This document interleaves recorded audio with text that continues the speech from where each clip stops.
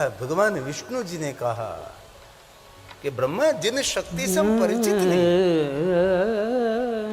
जिन कला से हम परिचित नहीं, ऐसे कोई कला का दर्शन हो जाए तो प्रणाम करना चाहिए कि अलौकिक शक्ति का कोई दर्शन हो जाए। जिन शक्ति के बारे में हम का परिचय नहीं है उनको प्रणाम करना चाहिए। जो उनमें बात बहुत सभी को याद रखना चाहिए। हमारे से भी बड़ा कोई टैलेंट है जिनमें, तो उसका आदर करें, उसका मान करें, उसका सम्मान करें, उनकी ईर्ष्या न करें।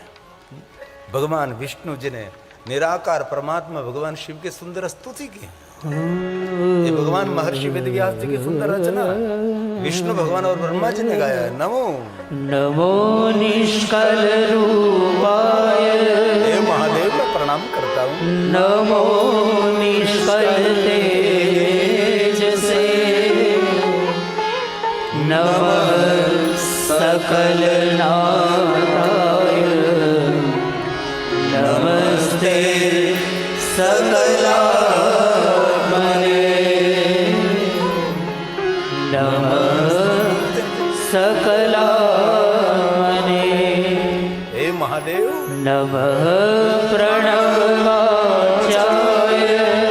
उकार मकार, नमः प्रणवलिंगने,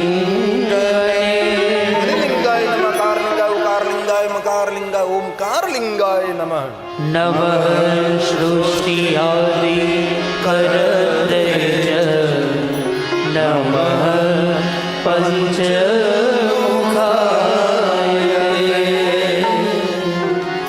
नमः पंचमुखाय। हे परमात्मा निराकार ब्रह्म मैं प्रणाम करता हूँ। पंच ब्रह्म स्वरूपाय, पंच कृत्याय ते नमः, आत्मने ब्रह्मणे तुभ्यं मदन्तं गुणशक्यते, सकला शंभवे गुरुवे नमः, सकला कलरूपाय शंभवे गुरुवे नमः, शंभवे गुरुवे नमः। ये स्तुति ब्रह्मा जी और विष्णु जी ने साथ में गाया। अब ब्रह्मा जी बोले कि विष्णु हम दोनों महान बनने के लिए युद्ध कर रहे थे, हमारे से कोई महान है? अभी महान बनने के लिए ब्रह्मा जी की संतुष्टि नहीं हुई कि इतना अलौकिक एक तेज प्रकट हुआ, इतना प्रकाश प्रकट हुआ, इतनी सुंदर ज्योति प्रकट हुई, जिनकी स्तुति भी की, विष्णु भगवान के शब्दों में सुंदर निराकार का निरूपण भी कर दिया, तो भी ब्रह्मा के मन में एक अभी भी कुछ करेंगे। ब्रह्मा ने कहा, विष्णु जी नहीं बोले क्योंकि भगवान विष्णु सतोगुणी है, रजोगुणी को बहुत सारा आइडिया आता है, ये करे ये करे ये करे ये करे, सतोगुणी शांत रहता है, तमोगुणी कुछ भी करने के लिए तैयार हो जाता है। तब ब्रह्मा ने कहा, विष्णु हम दोनों इस अग्निस्तंभ का अंत लेने के लिए जाएंगे। क्यों? अग्निस्तंभ का अंत लेकर जो वापस आवे वो भगवान, वो महान, उनकी पूजा होगी, उनका अर्चन होगा। अभी भी महान बनना है उनको, इतनी महान शक्ति का दर्शन हुआ तो भी उनके मन में एक अभी भी मैं कुछ कर सकता हूं। विष्णु भगवान ने कहा, ब्रह्मा जी आप जो कहें। तो ब्रह्मा ने कहा कि मेरे पर ऊपर एक मस्तक है पांचवा, इसी में ऊपर जाने में ठीक से जा सकता हूं, इसलिए मैं इस अग्निस्तंभ का अंत लेने के लिए आकाश मार्ग की ओर जाऊं। ब्रह्मा ने कहा, कोई बात नहीं, आप आकाश की ओर जाओ तो मैं पाताल में जाऊं। भगवान विष्णु पाताल की ओर गए। वाराह कल्प का वर्णन किया गया, वाराह रूप लेकर गए। वाराह अवतार की भी महिमा है, वाराही देवी भी है। जितने देवता प्रकट को हुई इतने देवियां भी प्रकट हुई, जितने शिव है इतनी शिवानी भी है। काली तो सामने महाकाल है, महेश्वर तो महेश्वरी है, महादेव तो महादेवी है, शंकर तो शंकर ही है। सनातन तो सनातन ही है, जितने देव है इतने ही देवी भी है। तो विष्णु भगवान तो एक कल्प तक नीचे गए, कोई अंत न मिला, तो विष्णु भगवान तो वापस आ गए नेति नेति बोलकर। परंतु ब्रह्मा जी आकाश की ओर जा रहे हैं। ब्रह्मा जी को आते हुए देखकर भगवान शिव जी ब्रह्मा को देखकर हंसने लगे, और हंसते हंसते भगवान शिव जी ने अपना मस्तक हिलाया। ऐसी एक कथा शिव महापड़ ग्रंथ में, जो महाशिवरात्रि के बारे में ही, इनमें ही कथा का मूल है। तो शिव जी मस्तक हिलाने लगे तो मस्तक पर जटा, जटा के ऊपर केवड़ा का पुष्प, केतकी पुष्प नीचे गिरने लगा। नीचे क्यों गिरा भाई? शिव जी ने बराबर जटा में रखा नहीं होगा? उनका भी कोई आध्यात्मिक अर्थ महात्माओं ने, आचार्यों ने किया है। जब भगवान शिव जी ब्रह्मा को देखकर अपना मस्तक हिला रहा था, मुस्कुरा रहे थे, तब जटा के ऊपर बैठा हुआ केतकी पुष्प वो भी मन में अभिमान कर रहा था, क्योंकि भगवान एक काम नहीं करते, बहुत सारे साथ में काम कर सकते हैं। तभी केतकी पुष्प के मन में भी एक अभिमान का एक भाव प्रकट हो रहा था कि मैं कितना फूलों की जाति में, पुष्पों की जाति में श्रेष्ठ हूं, तो कोई पुष्प यहाँ शिव जी के जटा पर नहीं, मैं शिव जी के जटा पर बैठा हूं। ऐसे मन ही मन फुला रहा था, मन ही मन अभिमान कर रहा था। इसी समय भगवान शिव जी ने मस्तक हिलाया और ऊपर से केतकी पुष्प नीचे गिरने लगा। तो आचार्य लोग उनका अर्थ करते हैं कि कोई अपनी बुद्धि, अपनी कार्यकुशलता, अपने सुगंध महक प्रतिष्ठा के द्वारा इतनी प्रतिष्ठा पाले कि उनका स्थान शिव जी की जटा पर हो जाए, शिव जी के जटा पर बैठ जाए, और वहां बैठकर जो अभिमान है तो वहां से भी गिरने का भय रहता है। तो तात्पर्य ये कहने का है कि शिव जी की जटा पर हमको स्थान मिल गया, वहां भी अभिमान हमको सुरक्षित नहीं रहने देता, तो धरती पर जो अभिमान कर रहा है उनकी सुरक्षा कैसे हो सकती है? ये उनका एक तात्पर्य आध्यात्मिक अर्थ है। ऊपर से केतकी पुष्प नीचे आ रहा है, ब्रह्मा जी को मार्ग में मिला। ब्रह्मा ने पूछा कहां से आ रहा है? केतकी ने कह दिया मुझे पता नहीं, ऊपर से नीचे आ रहा हो, बस इतना ही पता है। हमारा जन्म हुआ है, लेकिन कहां से आ रहा हूं मैं पता नहीं। ब्रह्मा ने पूछा तो मैं ऊपर जा रहा हूं। क्यों? अग्निशम का अंत लेने के लिए। क्यों अंतने के लिए? मैंने और विष्णु ने निर्णय लिया कि जे को अग्निशम का अंत लेकर आवे वो महान हो, भगवान, उसकी पूजा आरती होगी। केतकी पुष्प ने स्पष्ट कह दिया कि उसका कोई अंत नहीं हो, तो सब कुछ अंत रहित है, वापस चलो, कोई अंत नहीं होगा, आपका अंत हो जाएगा। ब्रह्मा ने कहा वापस जाने में मुझे कोई तकलीफ नहीं, परंतु मैंने, विष्णु ने निर्णय लिया है कि जो कोई अंत लेकर आवे वो महान हो, भगवान होगा, लेकिन मैं ऐसे ही जाऊंगा तो मुझे कुछ, मेरे जीवन का कोई अर्थ नहीं रहेगा। तो एक मेरा काम कर सकता है? बोलो ब्रह्मा। मुझे विष्णु भगवान पूछे कि अग्निशम का अंत ले लिया, तो मैं कहूंगा कहा मैंने ले लिया। और मेरी बात पर विश्वास और भरोसा न रखत, मैं कहूंगा केतकी को पूछो। तो आपको पूछे तो आपको मेरे लिए झूठ बोलना पड़ेगा। प्रथम तो केतकी ने कहा केवड़े के पुष्प ने, मैं झूठ नहीं बोल सकता, इतने महक, इतने सुगंध, इतना सुंदर भगवान के मस्तक पर स्थान मिला, मैं कैसे झूठ बोल सकता हूँ? तब ब्रह्मा जी ने एक प्रयोग किया, लालच में केतकी को नाखा, राजनीति का प्रयोग, प्रजा को लालच में नाखो और हासिल करो पद। ये ब्रह्मा जी का प्रयोग, ब्रह्मा नीति का प्रयोग। सांबल केतकी, मुझे पता है तो शिव जी के मस्तक पर रहता है, परंतु एक बार तो मेरे लिए झूठी गवाही कर, तो मैं इस पूरे विश्व का भगवान बन सकता हूँ। और एक बार मैं भगवान बन जाऊं, जो तू कहे वह सब कुछ मैं कर सकता हूँ। और केतकी की बुद्धि भी भ्रष्ट हुई। झूठे लोगों का संग करने से झूठ बोलने की आदत पड़ती है, बुरे लोगों का संग करने से बुरी आदत पड़ती है। जिनके साथ रहते उसका वान नहीं आता, लेकिन हान आने लगती है, उनके लक्षण हमारे जीवन में आने लगता है। इसलिए संग करने में बहुत सावधानी जरूरी है। जीवन में कितने ऊंचे कुल में आपका जन्म हुआ, लेकिन संग दोष व्यक्ति को बर्बाद कर सकता है। कि तीन के कोई बात नहीं, आपके लिए हम झूठ बोलेंगे। ब्रह्म और केतकी के नीचे आए, विष्णु भगवान खड़े थे। विष्णु भगवान ने सत्य का आश्रय लिया। विष्णु भगवान ने स्पष्ट कह दिया कि मैंने कोई अंत नहीं लिया है, धर्म न दूसरा सत्य समान। भगवान विष्णु जी ने सत्य का आश्रय किया। ये तुलसी ने रामचरितमानस में कहा, ये सबसे बड़ा धर्म है, सत्य का आचरण करना, अगम निगम पुराण बखाना। कितनी सुंदर बात। और भले आप शिव पुराण ग्रंथ न करो, श्रीमद् भागवत कथा, श्रीमद् भगवद गीता, पर रामचरितमानस का पाठ करना चाहिए। इनमें निगमानिगम सब कुछ इसमें है। जीवन जीने की शैली है, इसमें बहुत कुछ है। भगवान विष्णु ने स्वीकार लिया, सत्य का आचरण किया है। धर्म न दूसर सत्य समाना। ये तुलसी का प्रसाद, रामचरितमानस का प्रसाद है। धर्म न दूसर सत्य समाना। कौन कहता है? कौन कहता है? तो कहते हैं अगम निगम पुराण बखाना। अगम निगम पुराण बखाना। ब्रह्मा जी आपने क्या किया? ब्रह्मा जी ने झूठ का आश्रय लिया।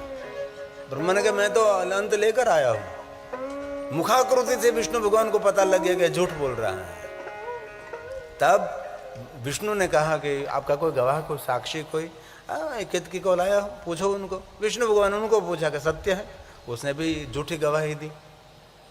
लेकिन विष्णु मन ही मन शांत रहे, एक शब्द नहीं बोले, क्योंकि विष्णु समझ गए ये दोनों झूठे हैं। झूठ के सामने क्यों आक्रमण करे, थोड़ा शांत रहे, हो जाएगा कुछ ना कुछ उसके कर्मों का फल। तब ब्रह्मा जी के लिए बहुत कुछ कहा, लेकिन ये मैं कह नहीं सकता। ब्रह्मा जी नृत्य करने लगे, ऐसा नृत्य करने लगे जो नृत्य देखने जैसा नहीं।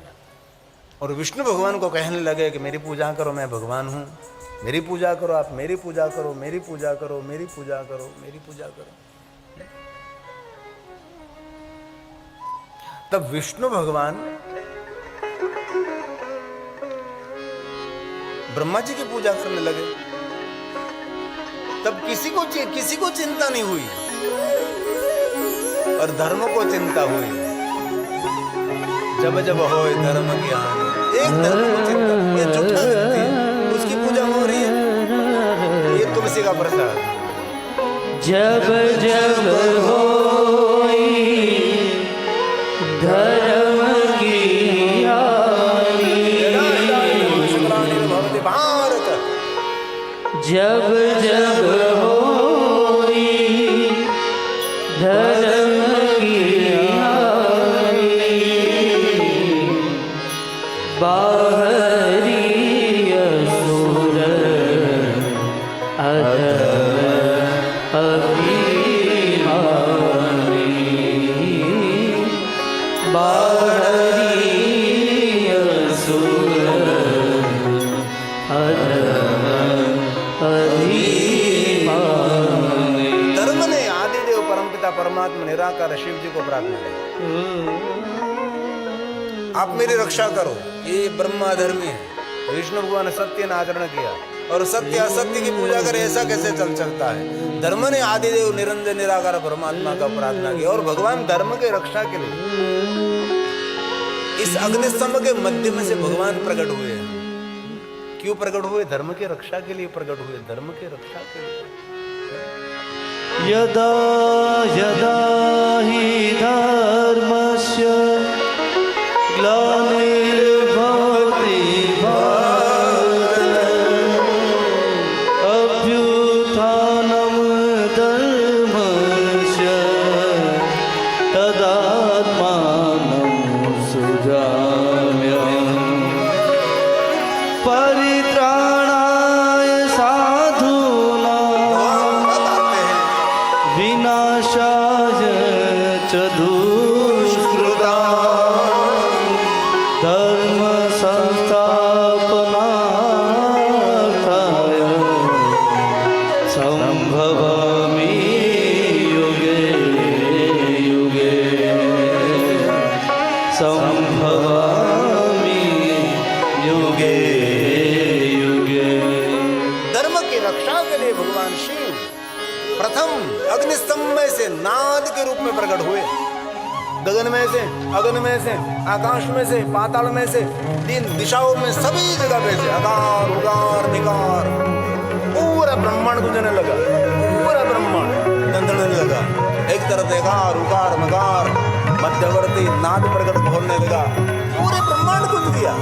ओमकार बिंदु बिंदु संगतम नित्यम ध्यायन्ति।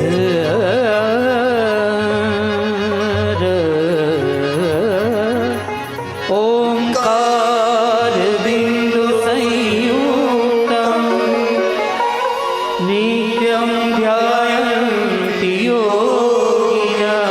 भगवान नाद स्वरूप नादिलिंगाय नमः, ध्वनिलिंगाय नमः, कारलिंगाय, उकारलिंगाय, मकारलिंगाय, सूक्ष्म प्रणवलिंगाय नमः, ओंकारलिंगाय नमः। कामदं मोक्षदं चैव ओंकाराय नमो नमः। ओंकाराय नमो नमः। ओमकार के नाद के साथ भगवान शिव स्वयं अग्नि सम्मेत भगवान प्रकट हो गए, स्वयं शिव प्रकट हुए।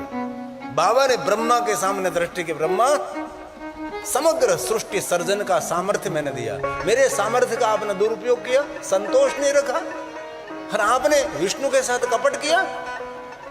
इसी समय भगवान शंकर जी बोलते बोलते बाबा का तीसरा नेत्र खुल गया। तीसरे नेत्र में से काल भैरव का प्रागट्य हुआ और भगवान स्वयं शिव ने कह दिया, भैरव जी इस ब्रह्मा को दंड करो, झूठा बोलने वाला मस्तक छेदन करो। तब ब्रह्मा के पीछे पड़े काल भैरव जी, ब्रह्मा को दंड देने के लिए काल भैरव जी तैयार हो गए। इसी समय भगवान विष्णु जी ने भगवान शिव जी को प्रार्थना की, महादेव जी ब्रह्मा की रक्षा करो, ब्रह्मा की रक्षा करो, करे लाख बुराई तो भी भलाई करो छो, परहित सरसे न धर्म न भाई। तुलसी ने कह दिया दूसरों पर उपकार कर, हमारा पर अगर अपकार करे तो भी उन पर उपकार करना, हमारा कोई हित करे तो भी उसका हित करना, वही साधु स्वभाव है। ये तुलसी की चौपा है। परहित सरिस धर्म नहीं भाई। तुलसी ने वचन दिया, उससे बड़ा धर्म क्या हो सकता है? जिनके पास कुछ भी अपेक्षा आशा नहीं है, लेने की कोई भी अपेक्षा नहीं, तो भी परोपकार। रास्ते पर जाते और कोई भूखा व्यक्ति रास्ते में आगे उसको भोजन करा दो, कोई इनके से लेना देना नहीं है। लेकिन ध्यान रखना, बार रास्ते में कहीं जा रहे हो तो ऐसे गाड़ी खड़ी नहीं रखना चाहिए। मैं एक बार मध्य प्रदेश में कथा के लिए जा रहा था और मैराथन में एक रास्ते में जाता हूँ, कोई ऐसा कोई कपड़े बिना कोई किसी को मिला, कोई चप्पल बिना मिला, कोई भूखा मिला तो मैं गाड़ी खड़ी रखकर उसको भोजन कराता हूँ, कुछ न कुछ उसको देता हूँ। तो एक बार मैं जा रहा था ऐसे जंगल में से, पहाड़ों के बीच में से, तो मैंने दो बेटे और एक भाई, एक दादाजी को देखा, कपड़े दिए थे अंग पर।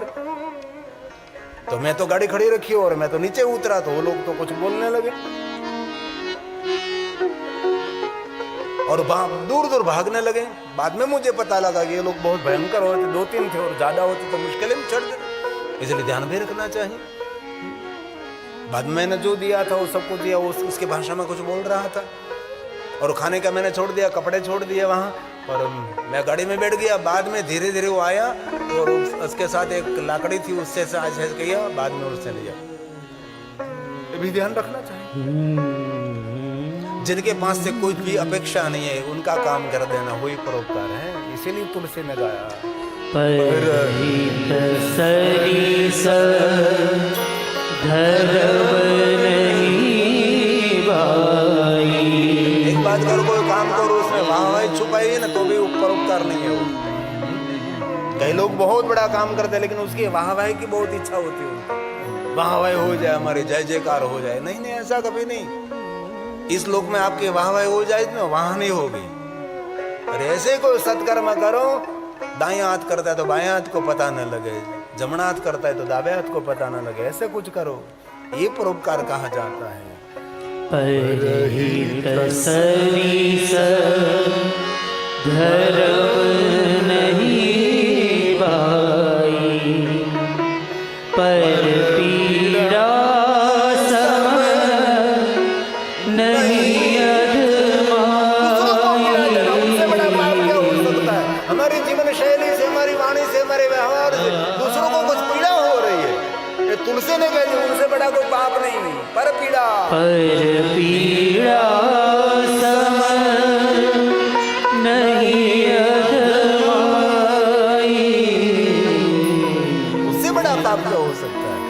अष्टदश पुराणेषु तुलसी, ये भागवत, भगवान महर्षि वेदव्यास का वचन 18 पुराणों का निचोड़, 18 पुराणों का अर्थ, 18 पुराणों का, अष्टादश पुराणेषु भगवान व्यास का वचन है।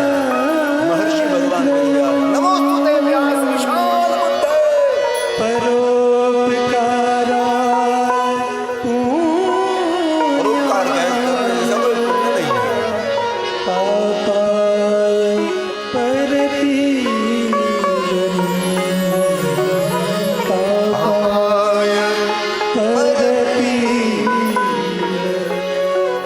कितनी सुंदर बात, भगवान महर्षि वेदव्यास का वचन है। नमोस्तुते, नमोस्तुते व्यास विशाल बुद्धे व्यास भगवान का है। फुल्लाल विंदा यशपत्र नेत्र येन त्वया भारतेन पूर्ण प्रज्वालितो ज्ञानमय प्रदीपः प्रज्वालितो ज्ञानमय प्रदीपः। भगवान विष्णु जी ने महादेव को कहा, काल भैरव को वापस बुलाओ, ब्रह्मा का हित करो, ब्रह्मा कल्याण करो, ब्रह्मा का सुख करो। जिन ब्रह्मा जी ने कपट किया था विष्णु भगवान के साथ, तो भी भगवान विष्णु जी ने ब्रह्मा की रक्षा के लिए प्रार्थना की। इसी समय तो काल भैरव ने ब्रह्मा के एक मस्तक का छेदन कर दिया था। ब्रह्मा जी रक्त वर्ण थे तो काले हो गए, क्योंकि ब्रह्म हत्या करी। उनकी भी बहुत बड़ी कथा है काल भैरव जी की, और काल भैरव की महिमा भगवान विष्णु ने गाई है। और जितने महादेव के भक्त है उसके रक्षक काल भैरव हैं। इसलिए कहीं भी शिवालय होगा वहां काल भैरव का स्थान रहता है। कोई ऐसा शिव स्थान नहीं जहां काल भैरव नहीं है, इसलिए काल भैरव से कभी डरना नहीं है। और हमारे विद्वान आचार्य जब शिव की पूजा कराते हैं ना, जो विद्वान होगा तो शिव पूजा के पहले काल भैरव की वंदना करते हैं। काल भैरव की वंदना करने के बाद महादेव की पूजा का प्रारंभ रहता है, क्योंकि शिव पूजा करने वाले और महादेव के भक्त के रक्षक ये काल भैरव रहते हैं। इसलिए बहुत सारे विचारधाराओं ने कोई देवताओं को निम्न दिखा दिया, निम्न नहीं दिखाना चाहिए। भगवान विष्णु की प्रार्थना से भगवान महादेव ने काल भैरव को रोक लिया, ब्रह्मा की रक्षा हुई। अब भगवान महादेव की कृपा बरसी विष्णु पर। धन्य है विष्णु, आप धन्य हैं। आप तो ब्रह्मा के दंड के लिए प्रार्थना कर सकते हो, और आपने तो ब्रह्मा की रक्षा के लिए प्रार्थना की। धन्य है विष्णु आप। मैं प्रसन्न हूं आपके व्यवहार से, आपके वर्तन से, आपकी वाणी से, आपके विचारों से। भगवान पुष्पों से, बिलोपत्रों से, दूध से, पंचामृत से नहीं, भगवान प्रसन्न रहता है हमारे व्यवहार से। हमारा व्यवहार हमारी पहचान है। तलवार की धार उनकी पहचान है, हमारा व्यवहार हमारी पहचान है। भगवान शिव जी की प्रसन्नता उतरे। धन्य है विष्णु, धन्य है। मैं वरदान देता हूं, वचन देता हूं, मैं आज से आप मेरे समान रहो। इति देव पूरा प्रीति। देवता सभी देखते रहे, देवता देखते रहे, और देवता देखते रहे, और भगवान महादेव ने विष्णु को अपनी समानता दे दी। मेरे समान आप रहोगे। कितनी सुंदर बात। परोपकार करने से, व्यवहार से क्या व्यक्ति नहीं बन सकता। भगवान वेद व्यास बोले, इति देव पुरा प्रीतः सत्येन हरये परम। भगवान विष्णु ने सत्य का आचरण किया, शिव समान हो गए। क्या कहा भगवान ने? ददोष साम्यमत देव संगे च पश्यति। देखना, देवता देखते रहेंगे। देव संगे च देव संग मतलब समूह देवताओं का देखते रहेंगे। और भगवान महादेव ने विष्णु को अपनी समानता दे दी। और अब भगवान शंकर जी कहते हैं, सुनिए विष्णु जी, मेरा कोई भक्त है और विष्णु आपका कोई अनादर करेंगे ना, उसके पुण्य का क्षय होगा। इसलिए महादेव के भक्तों को विष्णु का कभी अनादर नहीं करना चाहिए। ये तो यहाँ के शिवालयों में, बाकी दक्षिण भारत के शिवालयों में, सभी शिवालयों में शालिग्राम रहते हैं। शालिग्राम के बिना कोई शिवालय नहीं और शिवलिंग के बिना कहीं विष्णु नहीं। ये एक आत्मभाव हमारे सनातन परंपरा का है। हमने बाड़ा खड़ा कर दिए संप्रदाय की विचारधाराओं ने, अलग कर दिया। यहाँ तो शिव कथा चल रही है, हम नहीं वहां जा सकते, हम तो ये विचारधारा वाले हैं। हम लोगों ने किया, सब लोग मिलकर किया। बाकी देवताओं सब एक आत्मा है। और शिव जी स्वयं बोले, रुद्र भक्तो नरो यस्तु कोई मेरा भक्त है तव निंदा करिष्यति। मेरा भक्त होकर विष्णु आपकी कोई निंदा करे तो तस्य पुण्यं च निधि जड़ में से पुण्य समाप्त हो जाएगा। धृतं भस्म उसकी सभी पुण्य का नष्ट हो जाएगी। इसलिए महादेव के भक्तों को सावधान रहना है, कभी विष्णु भगवान का अनादर नहीं करना है। विष्णु हमारे लिए बहुत पूज्य है। जो कोई विष्णु का अनादर करेंगे नरके पतनम तस्य, वचन दे दिया शिव जी ने, उसका नरक में वास होगा। विष्णु का को अनादर करेंगे, जैसे हम त्रयोदशी रहते हैं, एकादशी भी रहते हैं। स्वयं भगवान बोले, नरके पतनं तस्य इसका नरक में पतन होगा। त्वद्वेषा पुरुषोत्तम। एक पुरुषोत्तम आपके साथ कोई द्वेष रखेगा वो नरकवासी होगा। ये मेरी आज्ञा है, मद आज्ञा। मदाज्ञया भवेत् विष्णु सत्यं सत्यं न संशयः। सत्यं सत्यं न संशयः। इसलिए दोनों के बीच में दीवार नहीं खड़ी करे। आजकल बहुत सारे विचारधाराओं ने दीवार खड़ी कर दी है। उसको पता नहीं अपनी घोर खोद रहे हैं। सनातनी को अलग करने से हमारा कभी हित नहीं होगा। सनातनी एक साथ रहेगा, सनातनी एक साथ झंडा फरकाएगा, एक नारा करेगा सनातनी। जैसे कुंभ में सभी लोगों ने स्नान किया, वैसे हम सबको साथ रहना है तो कुछ हम कर सकेंगे। अलग हो गए तो समझो हम सब काट जाओ। अब भगवान विष्णु जी ने कहा, महादेव आपने मुझे समानता दी, ये आपकी महानता है।